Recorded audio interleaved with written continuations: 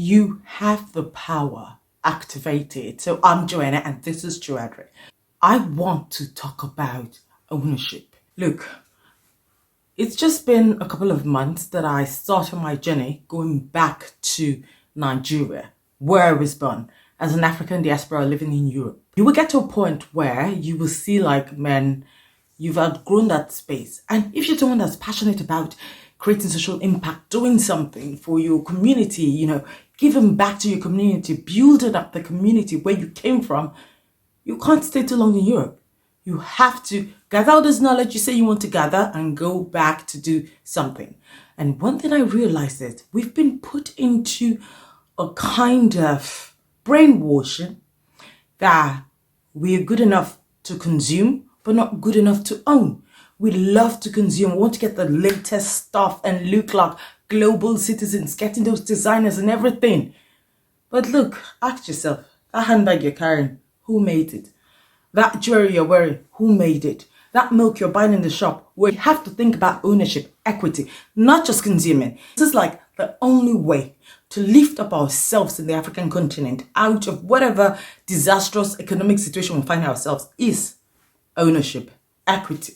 So the only way for us as Africans to lift ourselves out of this economic crisis, inflation here and here and here and here, all the things we keep experiencing is when we start changing our mindset, start thinking beyond consumption, start thinking about production, start thinking about owning. We need to own these spaces. We need to own that milk that we're drinking. We need to own those clothes that we're wearing, those designer bags that we're carrying, the extensions that we have. We need to own the makeup, the jewelries. We need to own the lands. We need to own the properties. We need to own the cars. Own the car manufacturing company. There are so many things from the micro business and manufacturing production to the toppest level. We need to even own the financial instruments that we're using. But we have to change our mindset from consumerism to ownership. So we need to think about equity. This is not time for equality. This is time for equity. Let it ring a bell in your mind. When you go and sleep, think equity. When you wake up, think equity. You're brushing your teeth, think equity. How do you build equity? This is what we're going to be exploring on my YouTube channel and in the Joadre tribe. There are so many diasporas that want to do something, but they're like, how do I start? What country am I going to go to? Must I go to the country where I was born? And no, you don't have to. I've had friends who have gone to other countries where they didn't grow up in, or like, do I need so much money to start? Do I need so much money to venture into the African continent in these different countries? They're so massive and there's so much going on. Where can I even start from? No, you don't need so much money. Do I need to drop everything I'm doing? The life I've built, my 9-to-5 job, I'm going to quit it.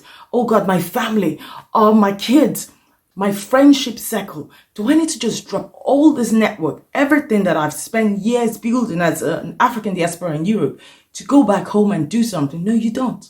No, you don't. You don't. Actually, that's an advantage for you. If you've been able to build like a life for yourself in Europe or in America or Canada, wherever, Asia, wherever you find yourself, stay connected. Do not disconnect, because I'm going to show you how you can leverage on that. You remember when we were all back home before you wanted to travel out, right? You were like, if you just travel out, that exposure, you will have the opportunity you do. Then you now stay there 1 year, 2 years, 3 years, 10 years, 12 years, 13 years, 15. Some people have stayed there for 40 years. And it's almost like going to pension, like the panic starts. If you've been able to set both of your feet on ground, or maybe you're not even a first generation migrant, maybe you're someone second generation and you're like, I want to connect back to my roots. There's so much going on. Look, 2030, if you don't do connecting back to your roots, going back home to do some investment, if you don't do that right now, from 2030, you will be begging. I am telling you, you will be begging, because there is so much happening on the continent, in the different countries, different cities, so many innovative ideas coming up. And what's actually not making it boom like it's supposed to be might just be your torch. But wait. Let me not let you feel too big about yourself right now, because if you come back to the African continent, Africa will succeed. Africa is going to be great. Look, there are so many innovative entrepreneurs on ground right now. This is your chance as a Black person. This is your chance to be part of what is going to happen. Part of what or is that happening. We have to think about equity. Don't think about trying to import something to come and sell there. No. How do you create that thing that you want to import? Equity. So we're going to be talking a lot about equity on this channel. And my team and I are working on different tools that's going to help you connect back to the African continent. See you next week. Bye.